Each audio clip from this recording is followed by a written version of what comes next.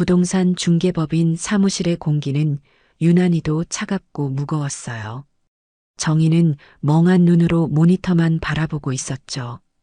팩스기에서는 의뢰인이 요청한 등기부등본이 쉴 새 없이 쏟아져 나오고 있었어요. 지익지익 소리를 내며 나오는 종이 뭉치들은 마치 정희의 심장을 갉아먹는 소리 같았죠. 한 장씩 서류를 정리하던 정희의 시선이 익숙한 주소 하나에 멈췄어요. 서울 강남의 금싸라기 땅에 위치한 신축 빌라였죠. 어머, 이 주소는 시어머니 댁이 있는 곳인데. 정희는 무심결에 소유주 이름을 확인했어요. 박순자. 시어머니 이름이 선명하게 박혀 있었죠. 가슴이 철렁 내려앉는 기분이 들었어요. 설마 하는 마음에 정희는 시어머니가 평생을 모아온 집 10채가 넘는 부동산 목록들을 하나씩 검색창에 입력하기 시작했더라고요. 손가락이 미세하게 떨리고 있었지만 멈출 수가 없었죠. 첫 번째 강남 빌라의 명의자는 큰아들이자 정희의 남편인 이성호였어요. 두 번째 상가의 명의자는 둘째 아들 이성민이었고요. 세 번째 아파트 명의자는 막내딸 이수정이었죠. 정희의 손놀림은 점점 더 빨라졌고 호흡은 가파르게 변해갔던 거예요. 네 번째, 다섯 번째, 그리고 10번째 집까지 전부 확인을 마쳤을 때 정희의 눈앞은 하얗게 번졌어요. 시어머니가 평생을 모아온 집 10채가 이미 전부 자식들 명의로 깔끔하게 증여가 끝난 상태였거든요. 증여 일자를 확인하던 정희는 헛웃음을 터뜨리고 말았어요. 올해 1월 15일. 그날은 바로 시아버지의 제사가 끝난 바로 다음 날이었죠. 정희는 그날의 기억이 어제 일처럼 선명하게 떠올라 몸서리를 쳤어요. 작년 겨울 제사를 준비하던 그 지옥 같은 일주일 말이에요. 정희는 새벽 5시부터 일어나 시장을 봐오고 차가운 물에 손을 담가 나무를 묻혔어요. 전을 부치는 기름 냄새가 머리카락과 살결마다 배어들어서 구역질이 날 정도였지만 정희는 묵묵히 견뎠던 거예요. 80명이 넘는 친척들이 들이닥치는 큰 제사였기에 정희는 허리 한번 제대로 펴지 못하고 부엌대기 노릇을 했어요. 그 와중에 시누이 수정은 거실에서 손님들과 우아하게 차를 마시며 웃음꽃을 피우고 있었어요. 올케 언니, 고생이 많으시네요. 음식 솜씨가 역시 최고라니까요. 입으로만 생색을 내는 시누이의 말에 정희는 땀을 닦으며 억지로 웃으며 대답했어요. 괜찮아, 수정아. 내가 해야 할 일인걸. 제사가 끝나고 다음날 시댁 식구들이 전부 거실에 모였어요. 정희는 산더미처럼 쌓인 설거지를 하느라 고무장갑을 낀 채 부엌 구석에서 그 광경을 지켜보고 있었죠. 시어머니가 안방에서 두툼한 서류 뭉치를 들고 나오더니 자식들에게 한 장씩 나눠주기 시작했어요. 정희야, 설거지 다 했으면 과일 좀 내와라. 시어머니의 말에 정희는 서둘러 과일을 깎아 나갔어요. 거실 분위기는 축제 같았죠. 시어머니는 인자한 미소를 지으며 자식들에게 말했어요. 이제 이 집들은 다 니네 거다. 세금 문제도 있고 해서 내가 미리 정리했으니까 알아서들 잘 관리해라. 그러자 남편 성호가 환하게 웃으며 대답했죠. 어머니, 정말 감사합니다. 역시 우리 어머니가 최고예요. 시누이 수정도 옆에서 거들었어요. 엄마 정말 고마워요. 내가 진짜 효도할게요. 오래오래 사세요. 자식들이 서류를 받으며 환호하는 동안 정희는 그 자리에 얼어붙은 듯 서 있었어요. 정희는 용기를 내어 남편 성호에게 물었죠. 여보, 거실에서 지금 뭐 하는 거야? 성호는 과일을 집어먹으며 태연하게 대답했어요. 아, 엄마가 집 증여하신대. 우리도 강남에 2채 받았어. 정희는 가슴이 두근거려 목소리를 낮춰 다시 물었어요. 그럼 내 이름은? 내 명의도 한 채 들어가 있어? 그 순간 거실의 웃음소리가 뚝 끊겼어요. 시어머니는 정희를 빤히 바라보더니 콧방귀를 뀌며 말했죠. 정희야, 너는 무슨 그런 소리를 하니? 이건 우리 집안 재산인데 당연히 내 자식들한테 주는 거지. 네 이름이 거기 왜 들어가니? 정희는 억울함이 치밀어 올라 목소리가 떨리기 시작했어요. 어머니, 저도 이 집 며느리로 12년을 살았어요. 제사며 명절이며 어머니 병수발까지 제가 다 도맡아 했잖아요. 그러자 옆에 있던 시누이가 정색하며 끼어들었어요. 올케 언니, 참 어이가 없네요. 그건 며느리로서 당연히 해야 할 도리죠. 그렇다고 우리 집안 피 한 방울 안 섞인 언니한테 집을 주는 게 말이 돼요? 남편 성우도 한술 더 떴어요. 정희야, 너 오늘 왜 그래? 법적으로도 부모님 재산은 자식한테 증여하는 게 맞는 거야. 변호사인 나보다 네가 법을 더 잘 알아? 너 갑자기 왜 이렇게 돈독이 올랐어? 성호의 그 차가운 한마디에 정희는 온몸의 피가 식는 기분이었어요. 12년 동안 자신을 가족이라 부르며 부려먹던 사람들이 재산 앞에서는 철저하게 타인으로 선을 긋는 모습에 환멸이 느껴졌죠. 정희는 부엌으로 돌아와 싱크대를 꽉 움켜잡았어요. 눈물이 쏟아질 것 같았지만 이를 악물고 참았죠. 지금 흘리는 눈물은 아무 소용이 없다는 걸 알았으니까요. 책상 위에 놓인 등기부등본들을 보며 정희는 결심했어요. 12년 동안 시댁의 모든 대소사를 챙기고 시어머니가 무릎 수술을 했을 때 한 달 넘게 병실을 지켰던 제 모습이 너무나도 바보같이 느껴졌어요. 그 모든 헌신이 결국 남의 재산을 불려주기 위한 노예 짓이었다는 걸 이제야 깨달은 거예요. 정희는 출력된 서류들을 가방에 챙겨 넣고 퇴근을 서둘렀어요.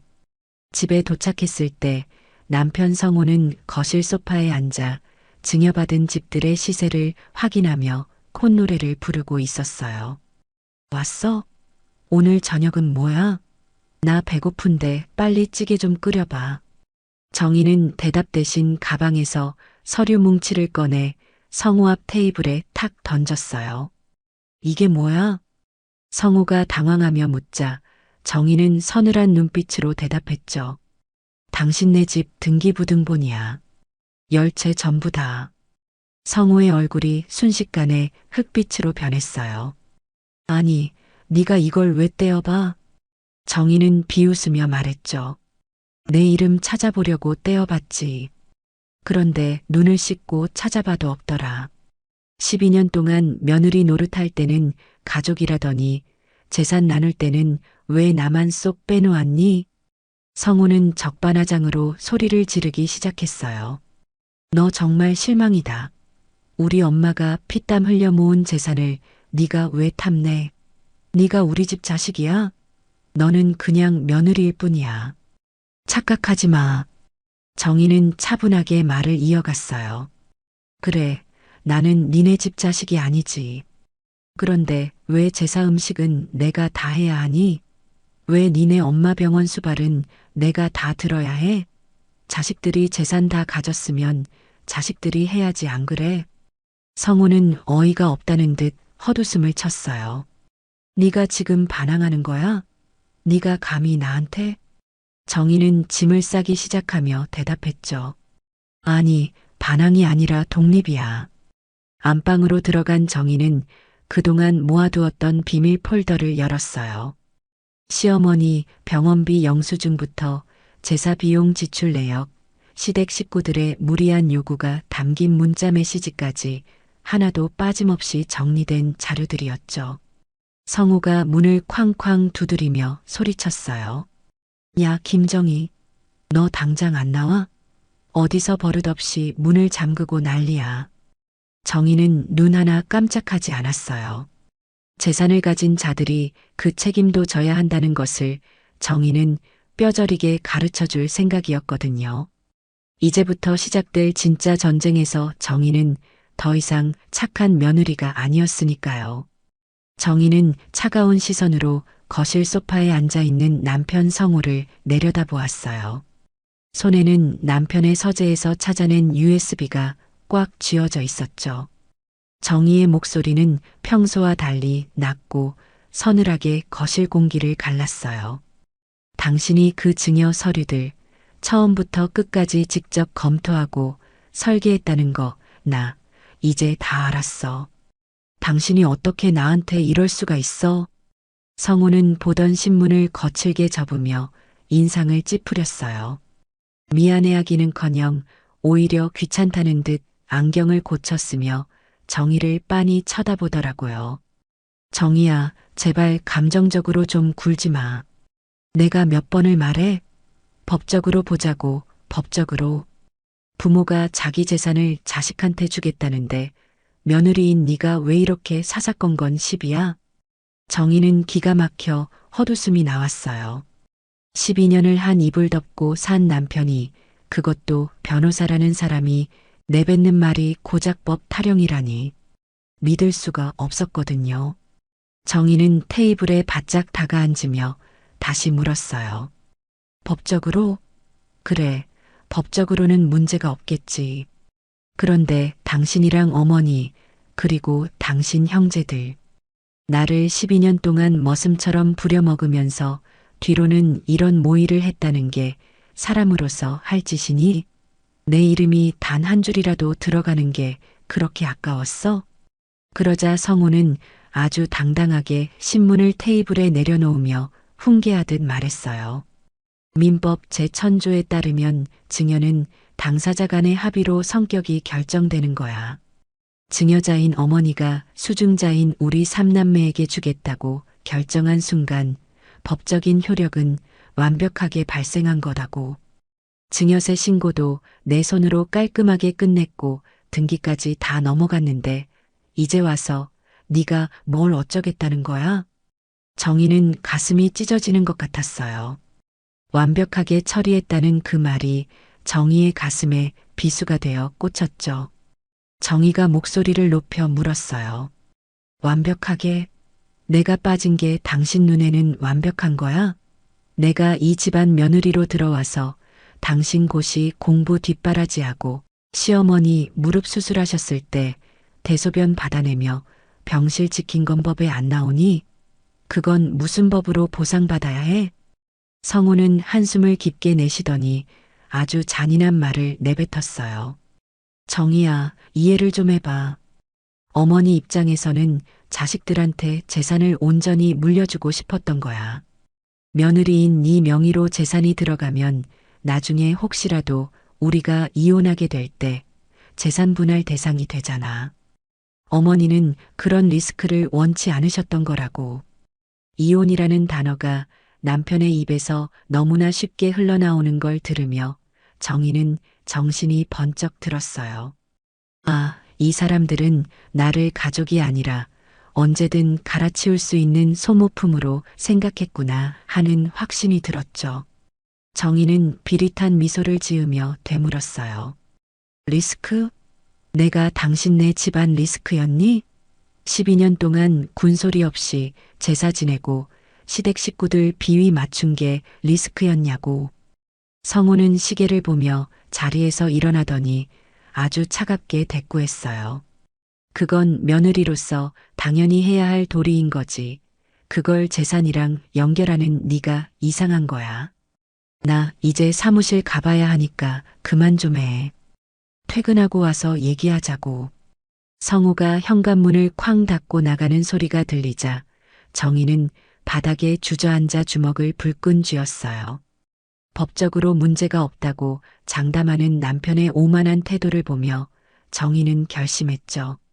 그래, 당신이 좋아하는 그 법과 숫자로 어디 한번 끝까지 가보자고 말이에요. 정희는 곧장 남편의 서재로 들어갔어요. 평소에는 근처에도 가지 않던 남편의 컴퓨터를 켰죠. 비밀번호는 너무나도 뻔하게 결혼기념일이었어요. 정희는 파일 탐색기를 열어 최근 문서들을 샅샅이 뒤졌어요. 그리고 마침내 박순자 증여건이라는 이름의 폴더를 찾아냈죠. 폴더를 클릭하자 증여계약서부터 증여세 신고서, 그리고 세금을 줄이기 위한 온갖 편법이 적힌 메모 파일들이 쏟아져 나왔어요. 파일 생성 날짜를 확인하던 정희는 소름이 돋았어요. 작년 12월 29일.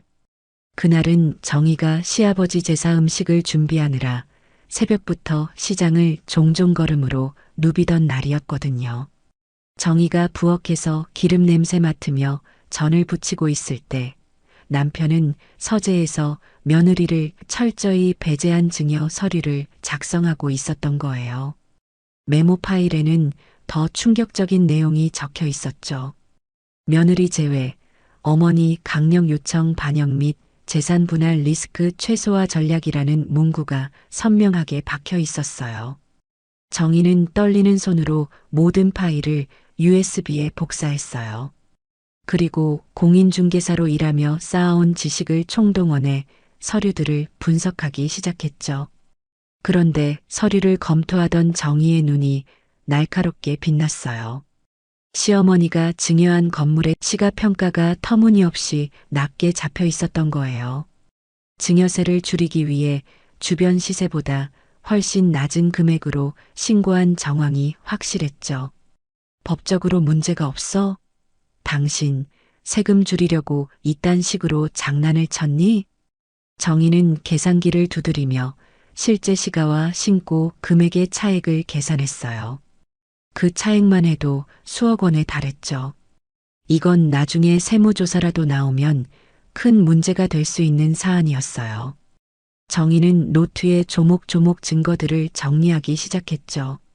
거기서 멈추지 않고 정희는 서랍장 깊숙한 곳에서 지난 12년간의 가계부와 영수증 뭉치를 꺼냈어요.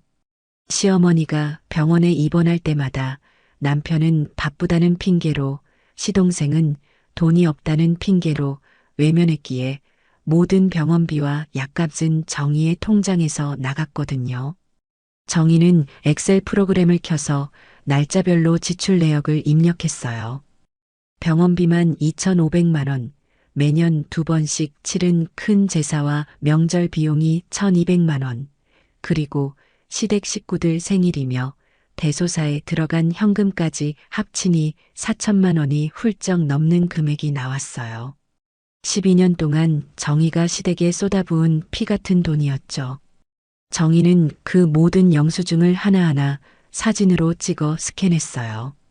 저녁 늦게 성우가 현관문을 열고 들어왔을 때 정희는 거실 불을 끄고 소파에 앉아 있었어요. 성우는 거실 불을 켜며 짜증스럽게 말했죠. 아이 깜짝이야. 왜 불도 안 켜고 앉아 있어? 밥은 했어? 나 배고파 죽겠는데. 정희는 천천히 일어나 테이블 위에 USB와 두툼한 서류 뭉치를 올려두었어요.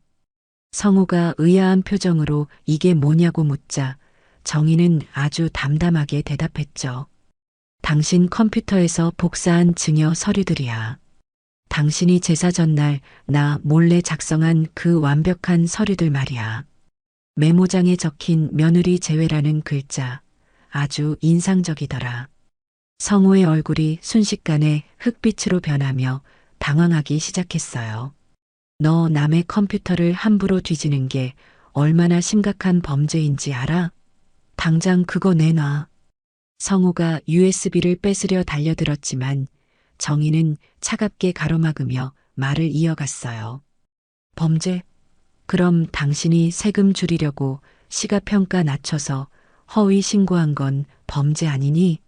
공인중개사인 내가 보기에 이거 국세청에 신고하면 당신 변호사 자격증도 위태로울 텐데 어쩌나? 그리고 여기 이 영수증들 봐. 지난 12년 동안 내가 당신네 집에 쓴 4,800만 원 내역이야. 당신이 말한 그 법대로 내가 쓴 돈 다 돌려받아야겠어. 성우는 할 말을 잃고 입만 벙긋거렸어요. 정희는 안방으로 들어가 가방을 들고 나오며 마지막 쐐기를 박았죠. 법적으로 문제 없다고 했지? 나도 이제 그 법대로 해줄게. 당신이 설계한 그 견고한 성이 어떻게 무너지는지 똑똑히 지켜봐. 이제 시작이니까. 정희는 당황해서 소리를 지르는 성우를 뒤로 한 채 집을 나섰어요. 밤바람이 차가웠지만 정희의 심장은 복수의 열기로 뜨겁게 타오르고 있었죠. 12년의 헌신을 쓰레기 취급한 시댁 식구들에게 정희는 자신이 가진 모든 전문 지식을 동원해 가장 처절한 인과응보를 보여줄 생각이거든요. 99통이라니 정말 어이가 없어서 웃음도 안 나오네요. 하루 만에 이게 사람한테 올 수 있는 통화 횟수인가요? 정희는 충혈된 눈으로 휴대폰 화면을 가득 채운 부재중 전화 목록을 내려다봤어요. 화면 위쪽에는 시뻘건 숫자로 99라는 숫자가 선명하게 떠 있었죠. 이게 정희가 단 하루 동안 시댁 식구들에게 받은 전화의 총합이었어요. 12년간 시댁의 모든 뒤처리를 도맡아온 정희를 그들은 여전히 당연한 노예로 여기고 있었던 거예요. 사건의 시작은 새벽 6시부터였어요. 단잠을 깨우는 날카로운 벨소리에 휴대폰을 확인하니 신우이 수정이었죠. 전화를 받자마자 수정은 다급하게 소리를 질러댔어요. 올케 언니, 큰일 났어요. 지금 엄마가 갑자기 쓰러지셔서 응급실로 실려가셨대요. 빨리 서울대병원으로 좀 가봐야 할 것 같아요. 정희는 가슴이 철렁 내려앉아 정신없이 옷을 챙겨 입으며 물었죠. 어디 병원이라고? 내가 지금 바로 갈게. 그런데 너는 지금 병원에 가고 있는 중이니? 그러자 수정은 아주 당연하다는 듯이 뻔뻔하게 말을 돌렸어요. 아, 저는 지금 애들 학교 보내야 해서 못 가요. 남편 출근 준비도 해야 하고 아침이 제일 바쁜 거 언니도 잘 아시잖아요. 언니가 먼저 가서 상황 좀 보고 연락 주세요. 수정은 제 할 말만 하고 전화를 뚝 끊어버렸어요. 정희는 찝찝한 기분을 떨치지 못한 채 가방을 챙겨 현관을 나섰죠. 병원으로 달려가는 차 안에서도 휴대폰은 쉴 새 없이 진동을 울려댔어요. 이번에는 시동생 성민이었죠. 형수님, 어머니 상태는 좀 어떠세요? 많이 위독하신 건 아니죠? 정희는 핸들을 꽉 잡으며 낮은 목소리로 대답했어요. 저도 지금 가는 중이라 아직 몰라요. 도련님도 지금 서울에 있잖아요. 회사에 말하고 병원으로 좀 와야 하는 거 아니에요? 그러자 성민은 아주 뻔뻔하게 변명을 늘어놓기 시작했어요. 아이고, 형수님. 제가 지금 회사 신입이라 눈치가 보여서 함부로 자리를 비울 수가 없어요. 형수님이 옆에 계시니까 제가 굳이 지금 안 가도 괜찮겠죠? 오후에 상황 보고 퇴근하고 들를게요. 병원 응급실에 도착했을 때 시어머니는 하얀 시트 위에 창백하게 누워 계셨어요. 의사가 차트를 넘기며 정희에게 다가와 보호자분이시냐고 묻더라고요. 정희가 큰 며느리라고 대답하자 의사는 심각한 표정으로 설명을 이어갔어요. 환자분 혈압이 너무 높아서 자칫하면 큰일 날 뻔했습니다. 일단 정밀 검사하고 입원 치료를 진행해야 하는데 여기 보호자 서명이 필요합니다. 의사가 내민 서류의 보호자라는 텅 비어 있었죠. 자녀분들은 아직 안 오셨냐는 의사의 질문에 정희는 아무 대답도 할 수 없었어요. 정희는 시댁 단톡방을 열어봤지만 그곳은 마치 죽은 공간처럼 고요했죠.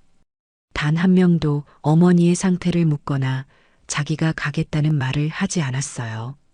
정희는 씁쓸한 기분으로 보호자란에 자기 이름을 적어 넣었어요. 자녀분들은 누구로 등록해 드릴까요? 간호사의 질문에 정희는 잠시 망설이다가 말했어요. 일단 제가 다 하겠습니다. 자녀분들은 나중에 오실 거예요. 오전 10시가 되자 신우이 수정에게서 다시 전화가 왔어요. 이번에는 목소리가 아주 밝더라고요.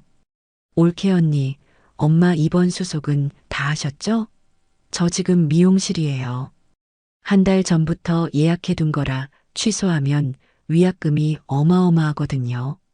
언니가 엄마 옆에 계시니까 마음이 놓이네요. 저 머리 다 하고 오후에 늦지막이 갈게요. 정희는 기가 막혀서 목소리가 높아졌어요.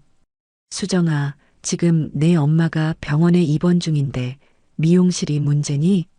위약금이 아까워서 엄마를 나한테 맡겨두고 머리를 볶고 있다는 거야? 그러자 수정은 도리어 짜증을 내며 쏘아붙였어요. 언니도 참 속 좁게 왜 그러세요? 어차피 언니가 거기 있는데 제가 간다고 뭐 달라져요? 언니는 며느리고 저는 딸인데 좀 이해해주면 안 돼요? 엄마가 나중에 깨어나시면 제가 예쁘게 하고 가는 게 더 좋아하실걸요? 점심때가 지나자 이번에는 동서인 미영에게서도 연락이 왔어요. 형님, 어머님 많이 편찮으시다면서요? 고생이 많으시네요. 그런데 형님, 간병인은 구하셨어요? 저희는 애들 학원 라이딩 때문에 도저히 시간이 안 나서요. 형님이 발이 넓으시니까 좋은 간병인으로 좀 알아봐 주세요.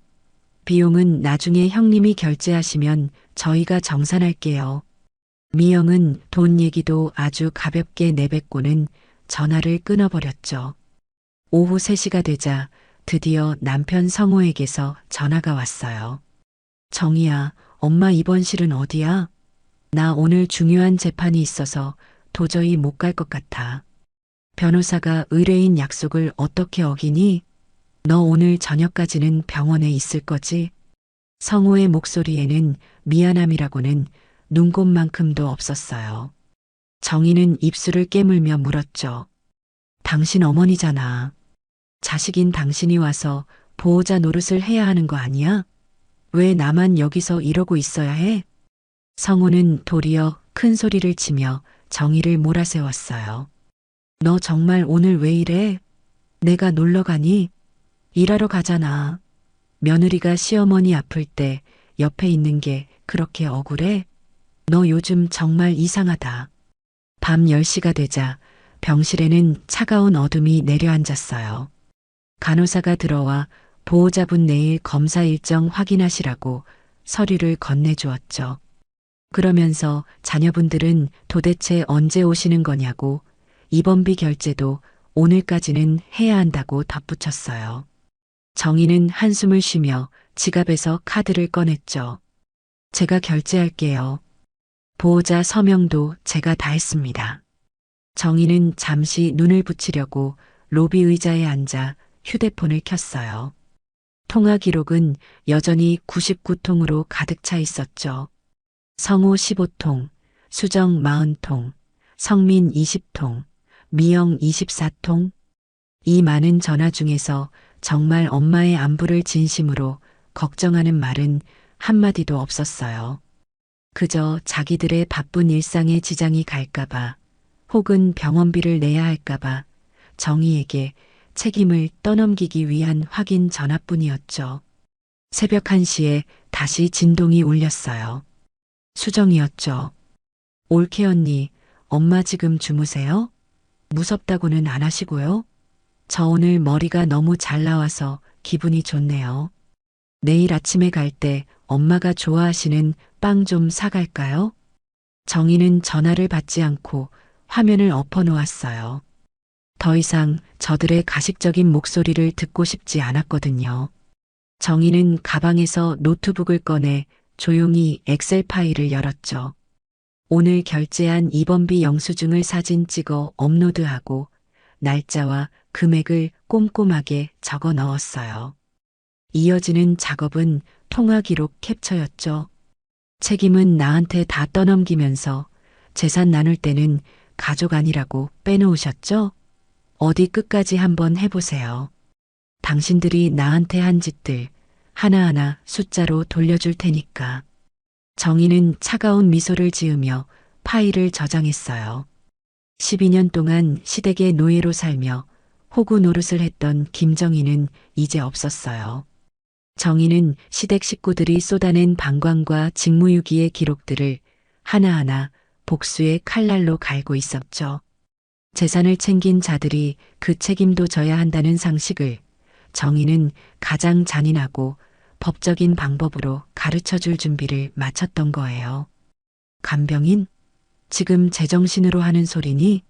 그 생돈을 한 달에 300만 원이나 들여서 남한테 갖다 바치겠다고? 너 정말 돈 무서운 줄 모르는구나. 병원 침대에 비스듬히 누워있던 시어머니 순자가 정희가 내민 견적서를 바닥으로 팽개치며 소리를 질렀어요. 정희는 바닥에 떨어진 종이를 주워 올리며 차분하지만 단호하게 말을 이어갔죠. 어머님, 지금 하루 간병비가 10만 원이에요. 한 달이면 300만 원이 훌쩍 넘는 금액이고요. 제가 혼자서 어머님 대소변 다 받아내고 밤잠 설치며 돌보는 건 한계가 있어요. 저도 중개사무소 문을 계속 닫아둘 수는 없잖아요. 그러자 순자는 코웃음을 치며 정의를 쏘아봤어요. 300만 원을 누가 내는데? 네가 낼 거야? 우리 아들들이 피땀 흘려번 돈을 그런 데 쓰게 할 수는 없다. 자식들한테 그런 큰 부담 주기 싫으니까 그냥 네가 해라. 며느리 도리가 뭐 별거 있니? 이럴 때 시어머니 수발 드는 게 당연한 거지. 정희는 기가 막혀서 입술을 깨물었어요.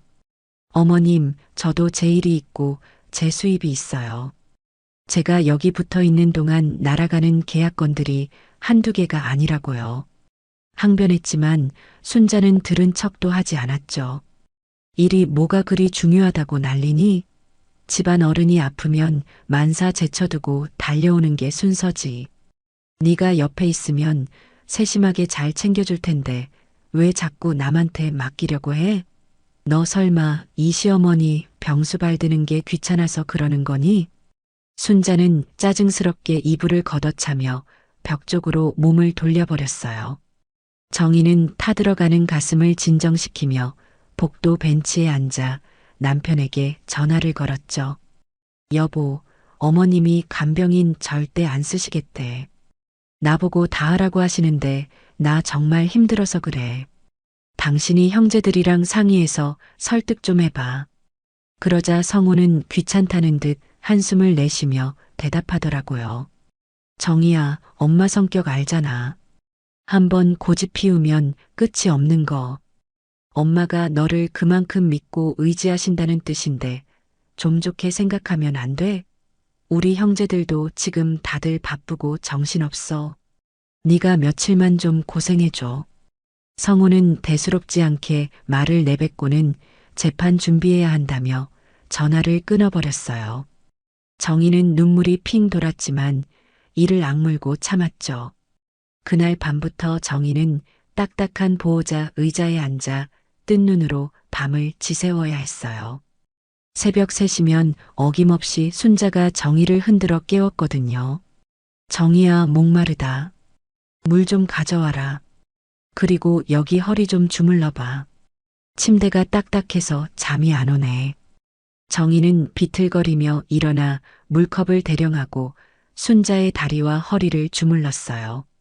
순자는 정희의 손길을 받으면서도 투덜거림을 멈추지 않았죠. 간호사들은 왜 이렇게 안 오니? 버튼을 눌러도 한참 뒤에나 기어 들어오고 말이야. 역시 핏줄은 아니어도 며느리가 옆에 있어야 마음이 놓인다니까. 간병인 썼어 봐라. 지 잠자기 바빠서 내 목마른 것도 몰랐을 거다. 순자는 당연하다는 듯이 정희의 노동을 착취하고 있었어요. 사흘째 되던 날 정희는 잠시 짬을 내어 휴대폰을 확인하다가 온몸의 피가 거꾸로 솟는 기분을 느꼈어요. 신우이 수정의 SNS에 새로운 사진이 올라와 있었거든요. 푸른 발리 해변을 배경으로 수정이 선글라스를 끼고 우아하게 칵테일을 마시며 웃고 있는 사진이었죠. 사진 아래에는 힐링 중, 인생은 즐거워 라는 해시태그가 잔뜩 달려 있었어요. 정희는 떨리는 손으로 수정에게 전화를 걸었죠. 수정아, 너 지금 발리니? 어머님이 병원에 입원해서 사경을 헤매다 겨우 일반실로 올라오셨는데 너는 여행을 갔어? 그러자 수정은 너무나도 해맑은 목소리로 대답하더라고요. 아, 올케 언니. 네, 저희 가족 일주일 전부터 계획했던 휴가라 어쩔 수 없었어요. 이거 취소하면 위약금만 수백만 원인데 언니가 계시잖아요. 제가 가봤자 의사도 아닌데 할 수 있는 게 뭐가 있겠어요? 엄마도 제가 여행 간다니까 푹 쉬다 오라고 하셨거든요. 정희는 할 말을 잃고 멍하니 서 있었어요. 수정은 한술 더 떠서 언니가 엄마 더 잘 챙겨주시니까 마음 놓고 놀다 갈게요 라며 전화를 끊어버렸죠. 분노를 참으며 시동생 성민에게 전화를 걸었더니 이번엔 태국 수영장 배경음악이 들려오더라고요. 형수님, 저 태국이에요. 미영이랑 애들이랑 방학 맞이해서 큰맘 먹고 나왔습니다. 어머니 소식은 들었는데 형수님이 워낙 꼼꼼하게 잘 챙겨주시니까 저희는 걱정 안 해요. 일주일 뒤에 돌아가면 바로 병원으로 갈게요. 엄마 좀 잘 부탁드려요. 성민도 동서 미영도 똑같았어요. 집 열채를 증여받은 자식들은 수백만 원짜리 해외여행을 떠나 호사를 누리고 있는데 단 한 평의 땅도 받지 못한 며느리는 병실에서 시어머니의 땀을 닦고 대소변을 치우고 있었던 거예요.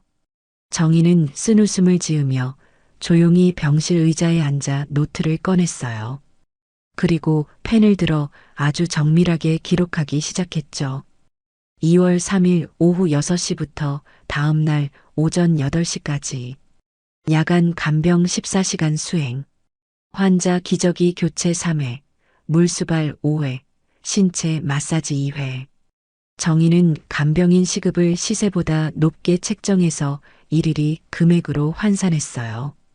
일주일치를 계산해 보니 총 98시간이 넘었고 금액으로는 100만 원이 훌쩍 넘는 노동력의 가치가 산출되었죠. 정희는 그 옆에 빨간 펜으로 아주 크게 적어 넣었어요. 집 열채 증여받은 자녀들은 해외여행 중, 증여에서 배제된 며느리는 무급 간병 노동 착취당함. 이 모든 시간과 비용을 청구할 것. 주말이 되어도 자식들은 나타나지 않았어요. 수정은 여행 다녀와서 너무 피곤하다며 이틀 더 쉬고 가겠다는 문자를 보냈고, 성민은 밀린 회사 업무 때문에 주말에도 출근해야 한다는 핑계를 댔죠. 순자는 자식들의 빈자리를 보며 혀를 차면서도 정의를 부려 먹는 일에는 자비가 없었어요. 정의야, 나 등 좀 닦아줘라. 땀이 차서 가렵네. 너는 참 손이 야무져서 좋다. 수정이는 이런 거 시키면 질색팔색을 하는데 역시 며느리가 최고야. 순자의 그 가식적인 칭찬에 정희는 속으로 차갑게 대꾸했어요. 그럼요, 어머님. 이 최고의 서비스가 나중에 얼마짜리 청구서로 돌아갈지 기대하셔도 좋습니다. 라고 말이죠. 정희는 순자의 등을 닦아주며 다시 의자에 앉아 노트를 펼쳤어요. 2월 10일 새벽 2시. 환자 화장실 부축 및 위생관리 15분 수행. 모든 것이 증거였고 모든 것이 기록이었어요. 정희는 이제 더 이상 억울해하며 눈물을 흘리지 않았죠. 자식들은 여행지에서 돈을 쓰고 있었지만 정희는 이곳 병실에서 그들의 빚을 낱낱이 적어 내려가고 있었으니까요. 재산 있는 쪽이 책임도 져야 한다는 그 당연한 법리를 정희는 이 노트를 통해 증명할 준비를 마쳐가고 있었습니다. 정희는 폰 화면에 가득 찬 붉은 숫자들을 보며 허탈하게 웃음을 터뜨렸어요. 온종일 울려대던 진동 소리가 귓가에 이명처럼 남았죠. 오후 6시가 지나자 또다시 폰이 요란하게 울리기 시작했어요. 이번에는 저장되지 않은 낯선 번호였죠. 여보세요? 정희의 물음에 수화기 너머로 젊은 남자의 목소리가 들려왔어요. 아, 형수님? 저 사돈총각 준호예요. 기억하시죠? 동서인 미영의 남동생이었어요. 사돈총각이 이 시간에 웬일인가 싶어 정희는 미간을 찌푸렸죠. 무슨 일이냐고 묻는 정희의 말에 준호는 아주 거들먹거리는 말투로 말을 이어갔어요.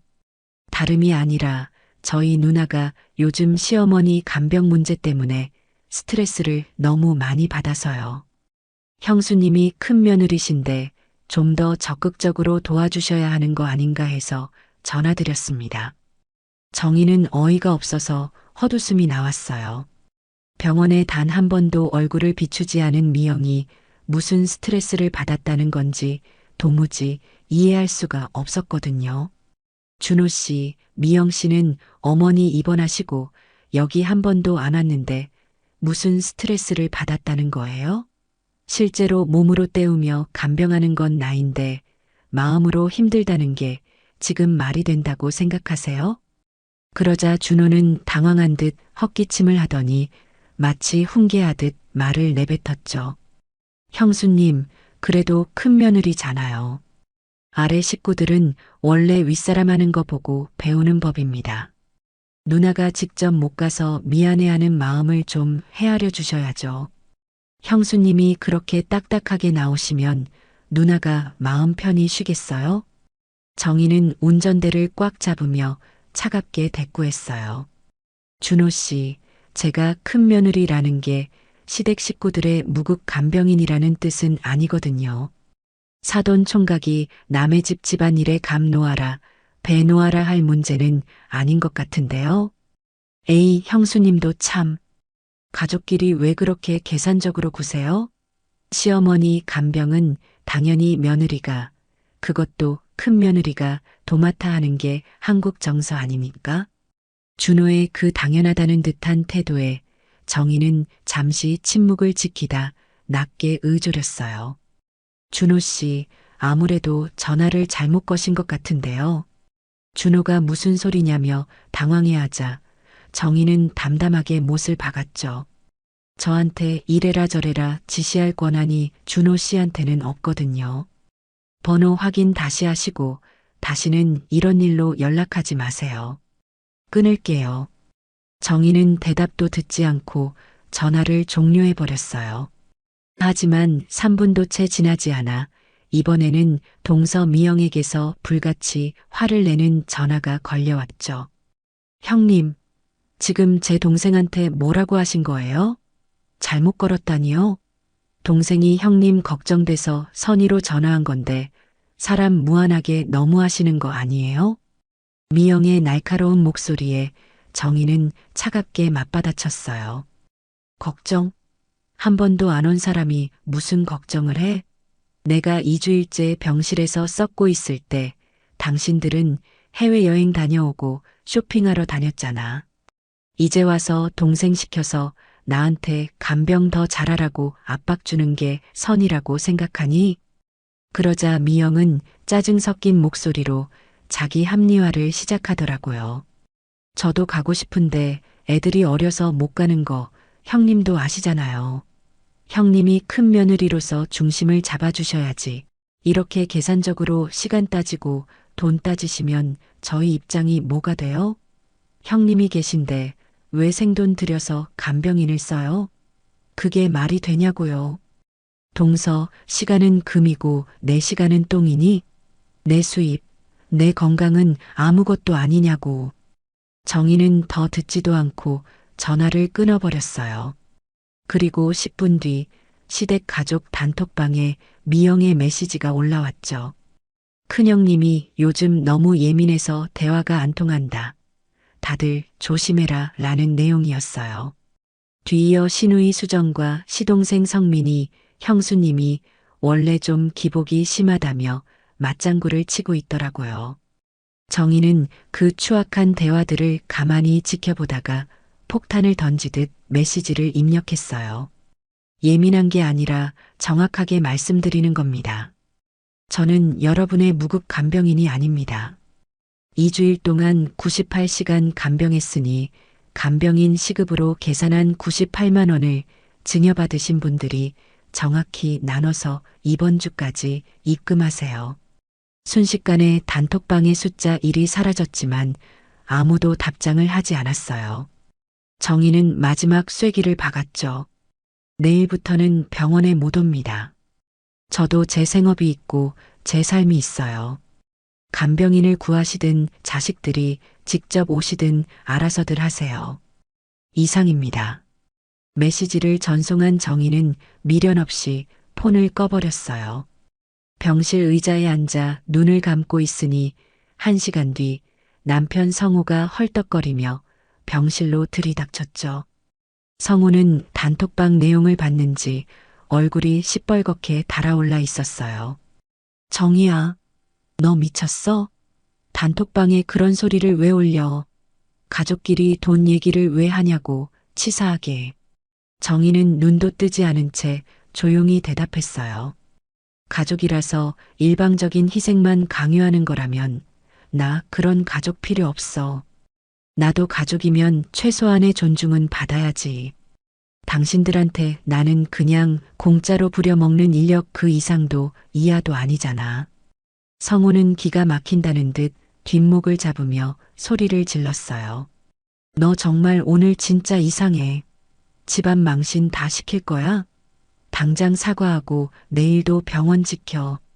정희는 대답 대신 가방을 챙겨 자리에서 일어났어요.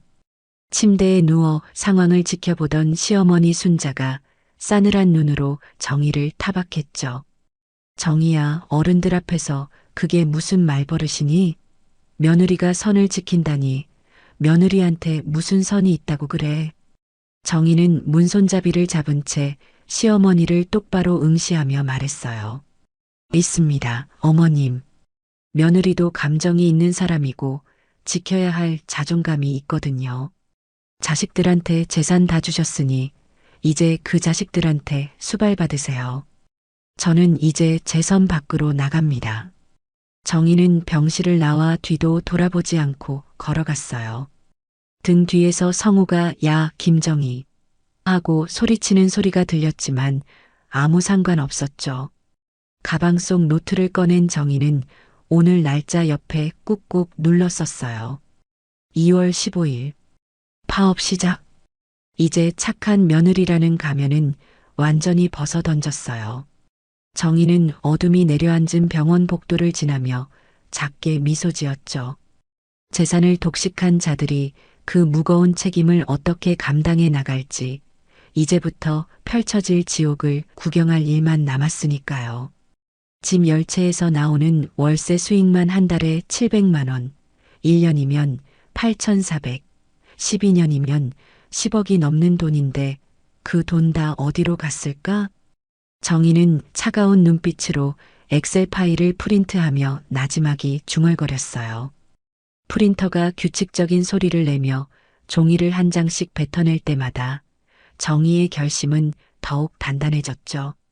병원에서 집으로 돌아온 지 사흘째 되는 날이었어요. 정희는 며칠 동안 사무실에 틀어박혀 12년 세월의 흔적들을 숫자로 바꾸는 작업에 몰두했어요. 책상 위에는 12년치 가계부와 카드 명세서, 병원비 영수증들이 날짜별로 완벽하게 펼쳐져 있었어요. 공인중개사로 12년간 현장을 누비며 익힌 꼼꼼함이 빛을 발하는 순간이었죠. 정희는 계산기를 두드리며 혼잣말을 했어요. 정확해야 해. 단일원의 오차도 없이 저들이 반박할 수 없을 만큼 완벽한 숫자를 들이밀어야 하니까. 첫 번째 시트에는 시어머니의 명의였던 부동산 목록이 주소와 면적, 현재 시가별로 일목요연하게 정리되어 있었어요. 강남 아파트 2채에 서초 빌라, 분당 오피스텔까지 합치니 총 자산 가치가 무려 92억 원에 달했죠. 정희는 그 옆에 빨간 펜으로 굵게 적어 넣었어요. 김정희 목 마이너스 0원.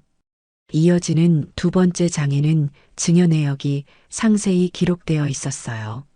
남편 성우가 30억, 시동생 성민이 32억, 시누이 수정이 30억. 자식들끼리는 마치 자로 잰 듯 평등하게 나눠 가졌더라고요. 세 번째 장에는 월세 수익 추산표가 있었죠. 매달 700만 원씩 들어오는 그 막대한 현금의 흐름을 보며 정희는 입술을 꽉 깨물었어요. 이 많은 돈을 자식들이 용돈처럼 나눠 쓰는 동안 정작 어머니 병원비와 제사 비용은 왜 내 지갑에서 나갔던 걸까? 네 번째 장에는 정희가 지난 12년간 지출한 비용 목록이 나열되었어요.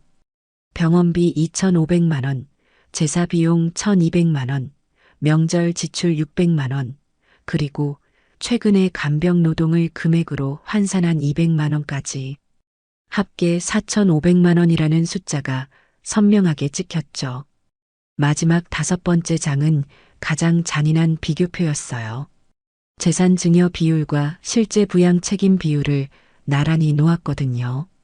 자식들의 부양 책임은 고작 5%에서 10% 남짓이었지만 재산 한 푼 받지 못한 정희의 부양 책임 비율은 80%에 육박했어요. 정희는 서류를 파일에 넣으며 결연하게 말했어요. 이제 보여줄 시간이야.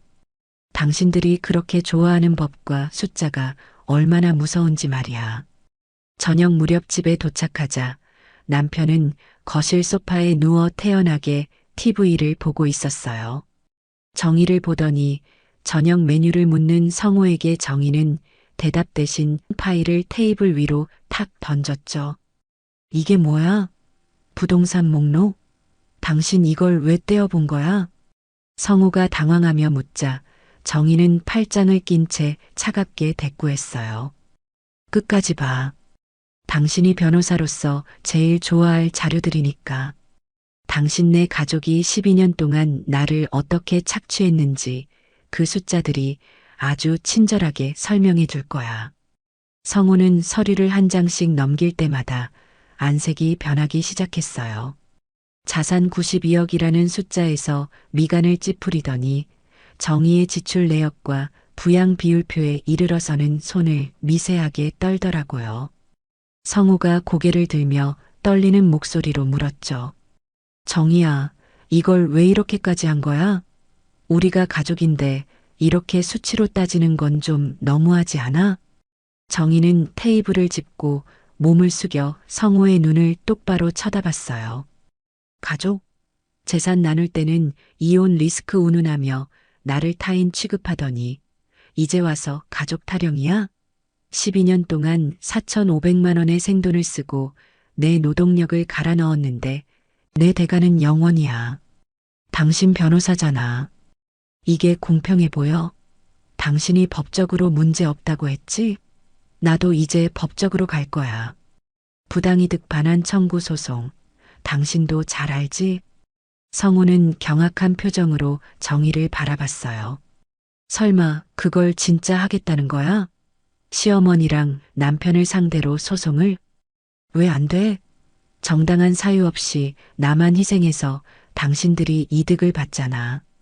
내 돈 4,500만 원, 그리고 내가 12년간 바친 노동의 대가 전부 다 받아낼 거야. 당신네 가족은 참 신기해. 일할 때는 며느리가 가족이고 돈 나눌 때는 혈연만 가족이더라. 그런 모순적인 집단에 내가 왜 계속 희생해야 해? 정희는 가방을 챙겨 안방으로 들어가려다 멈춰서서 마지막 한마디를 던졌어요. 아, 그리고 월세 700만 원 말이야. 어머니 생활비로 쓴다더니 병원비는 왜 나한테 내라고 했니? 그 돈 다 당신들이 용돈으로 나눠 가졌지? 증거 다 확보했으니까 법정에서 보자고. 안방 문이 쾅 닫히고 성우는 거실에 홀로 남겨져 하얗게 질린 얼굴로 서류들을 멍하니 바라보았어요. 방 안에서 정희는 노트북을 켜고 부당이득 반환 전문 변호사를 검색해 상담 예약을 마쳤죠. 상담 내용란에는 12년간 시댁 부양 비용 및 노동력 착취에 대한 청구건이라고 명확히 적었어요. 전송 버튼을 누르는 정희의 손가락에는 망설임이 없었어요. 화면에 뜬 예약 완료 메시지를 보며 정희는 창밖의 어둠을 향해 조용히 선언했죠. 숫자는 거짓말 안 해. 당신들이 무시했던 그 며느리의 시간이 얼마짜리였는지 이제 똑똑히 보여줄게. 정희는 노트북을 덮으며 길게 숨을 내쉬었어요. 그것은 12년간의 묵은 체증이 내려가는 소리이자 철저한 응징을 예고하는 서막이었죠. 이제 진짜 전쟁의 시작이었습니다. 보호자분, 환자분 혈압이 너무 낮아요.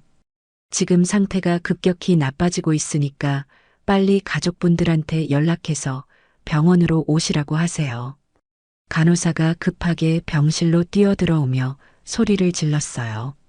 모니터에서는 기계음이 날카롭게 울려 퍼지고 있었죠. 하지만 정희는 침대 옆 의자에 앉아 미동도 하지 않은 채 고개만 까닥였어요. 알겠습니다. 제가 연락해 둘게요. 빨리 서두르셔야 해요. 보호자 한 분으로는 감당이 안 되는 상황입니다. 다른 자녀분들도 지금 당장 오셔야 해요. 간호사가 다급하게 나가고 난 뒤에도 정희는 휴대폰을 꺼내 화면만 멍하니 바라보았어요. 손가락 끝이 단톡방 위를 맴돌았지만 정희는 이내 휴대폰을 가방 깊숙이 밀어 넣었죠. 일부러 안 할 거야. 당신들이 그렇게 믿고 맡긴 며느리가 얼마나 무심해질 수 있는지 똑똑히 보여줄게. 정희는 창밖의 어두운 풍경을 보며 서늘하게 중얼거렸어요.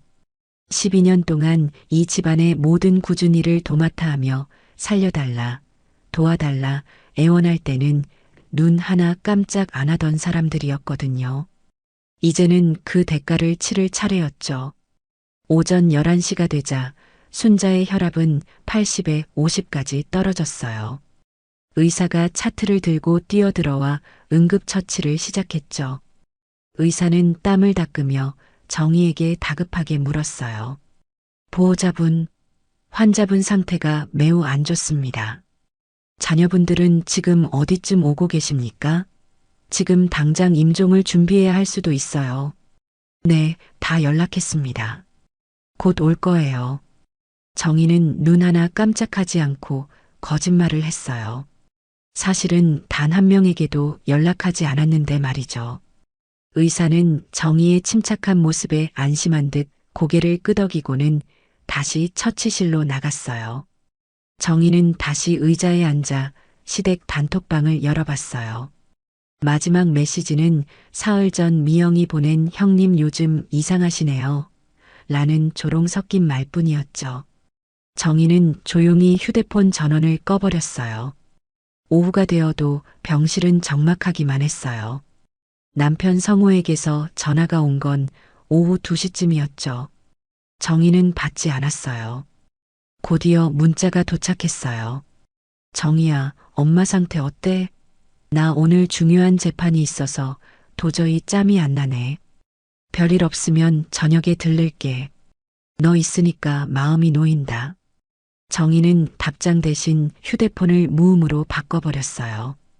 오후 4시에는 신우이에게서 연달아 문자가 쏟아졌죠.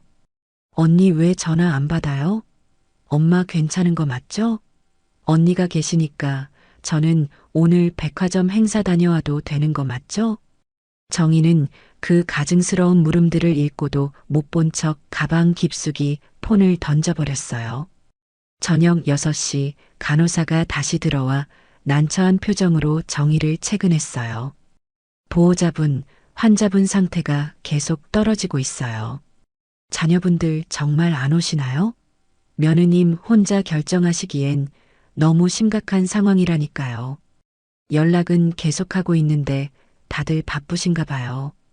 조금만 더 기다려보죠. 정희는 아주 담담하게 마치 남의 일을 이야기하듯 대답했어요. 간호사는 기가 막힌다는 듯 한숨을 내쉬며 나갔죠.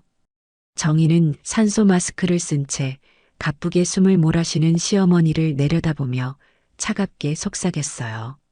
어머님 보세요. 재산 90억 다 가져간 자식들이 지금 어디 있는지. 병원비 4,500만 원 쓴 며느리만 여기 지키고 있잖아요. 이제 자식들이 그 무거운 책임 직접 져보라고 하세요. 저는 이제 손 뗐거든요. 밤 9시가 되자 병실 상황은 한계에 다다랐어요. 의사가 심각한 얼굴로 들어와 정희를 몰아세웠죠. 보호자 부재로 인한 응급 상황 발생 시 법적인 문제가 생길 수 있다며 지금 당장 자녀들에게 직접 전화하라고요. 정희는 시치미를 뚝 떼며 차트에 적힌 성우와 수정의 번호를 가리켰어요. 선생님, 제가 100번도 넘게 전화했는데 안 받으시네요. 병원 측에서 직접 좀 전화해 봐 주시겠어요? 제가 하면 아예 수신 거부를 하시는 것 같아서요. 간호사가 어리둥절한 표정으로 밖으로 나가더니 10분 뒤 사색이 되어 돌아왔어요. 자녀분들 3분 다 전화를 안 받거나 바쁘다며 그냥 끊어버리신다는 거였죠. 심지어 성우는 간호사에게 며느리가 있는데 왜 자꾸 전화를 하냐며 도리어 화를 냈다고 하더라고요. 밤 11시 병실 밖 복도에서는 자식들의 추악한 전화 싸움이 보이지 않게 이어지고 있었어요. 수정이 성민에게 전화해 너라도 가봐라. 나는 바쁘다 소리를 지르면 성민은 형수님이 있는데 내가 왜 가냐며 맞받아치는 시기였죠. 그들은 재산을 나눠 가질 때만 한 가족이었을 뿐 죽어가는 부모를 돌보는 일에는 철저한 타인이었어요. 새벽 3시 기적적으로 순자의 상태가 조금 안정되었어요. 고비를 넘겼다는 의사의 말에 정희는 그제야 의자에 몸을 기댔죠. 그리고 새벽 5시가 되어서야 머리가 헝클어진 성우가 병실로 들이닥쳤어요. 엄마, 엄마 어때? 괜찮으신 거야? 정희야, 너 왜 전화를 안 받아? 사람 피 말려 죽일 작정이야? 성우는 정희를 보자마자 원망부터 쏟아냈어요. 정희는 천천히 자리에서 일어나 가방을 챙기며 차갑게 물었죠. 이제야 오셨어요? 당신이 서류 보느라 바쁘다던 그 시간에 당신 어머니는 죽음의 문턱까지 다녀오셨는데. 아니, 그래도 간호사가 위독하다고 전화했을 때 네가 있었잖아. 그럼 된 거 아니야? 성우의 그 뻔뻔한 대답에 정희는 비릿한 미소를 지었어요. 아니요, 안 됐어요. 보호자 교체하세요. 아들이 왔으니까 이제 저는 퇴근합니다. 며느리로서 할 수 있는 의무는 방금 이 시간부로 끝났어요. 이제부터 발생하는 모든 병원비와 책임은 재산 제일 많이 받은 당신들이 알아서 하세요. 정희는 당황해서 붙잡는 성우의 손을 차갑게 뿌리치고 병실을 나섰어요. 복도에서 마주친 간호사는 고생 많으셨다며 안쓰러운 표정을 지었지만 정희는 오히려 개운한 기분이었죠. 병원을 빠져나오니 새벽 하늘이 푸르게 밝아오고 있었어요. 차에 올라타 시동을 건 정희는 핸들을 꽉 쥐며 중얼거렸어요. 가장 많이 받은 사람들이 가장 늦게 오는 집안. 그 집안이 어떻게 무너지는지 이제 내 눈으로 똑똑히 지켜봐 줄게. 정희는 가속 페달을 밟으며 병원을 멀리 뒤로 했어요. 이제 정희가 준비한 진짜 복수, 법적 청구 소송이 그들의 목을 죄어올 시간이 다가오고 있었거든요. 보호자 변경 신청서 말씀이신가요? 원무과 직원이 의아한 표정으로 서류를 건네받으며 고개를 갸우뚱했어요. 지금까지 며느리인 정희가 모든 입원 수속과 병원비를 도맡아 처리해 왔으니 그럴 만도 했죠. 하지만 정희는 흔들림 없는 눈빛으로 단호하게 대답했어요. 네, 맞습니다. 저는 오늘부로 보호자 자격에서 빠지겠습니다. 환자의 아들인 이성호 씨로 변경해 주세요. 앞으로 발생하는 모든 연락과 결정 사항은 아들인 이 사람에게 전달하시면 됩니다. 직원이 며느리분이 계속해 오셨는데 갑자기 왜 바꾸시냐고 묻자 정희는 아주 담담하지만 뼈 있는 말을 던졌죠. 재산 상속받은 사람들이 그만큼의 책임도 져야 하는 게 세상 이치잖아요. 저는 그 재산 목록에서 철저히 제외된 사람이라서요. 이제 제자리로 돌아가려는 것뿐입니다. 직원은 난처한 기색이 역력했지만 정의의 기세에 눌려 서류 처리를 시작했어요.